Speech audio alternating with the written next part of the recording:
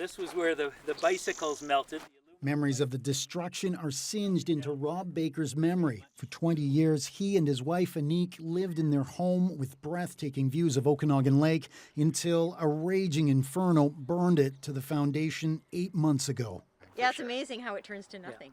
You look at a whole entire house, and then when you look at, a pile of rubble, you think, well, where did it all go? Unlike most who lost their homes to the fire, Baker saw his up close, engulfed in flames.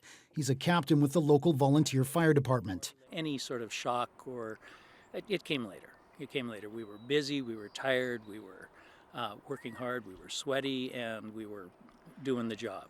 Baker wasn't the only one on his team who lost a home that night.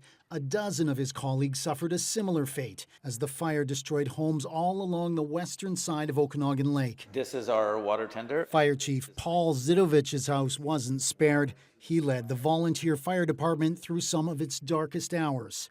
That was a pretty big hit. 13 of the 25 lost houses, so that's something that we're all dealing with and reeling from also. But some of the toughest work was yet to come.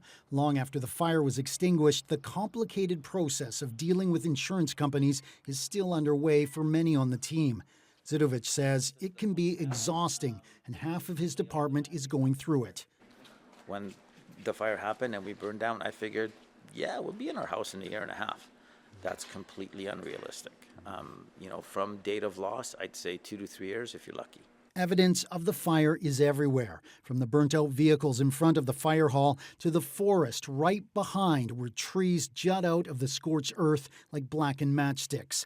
Living through a disaster like this, however, has built resilience. Right now, we are super strong. It's an absolutely great place to be.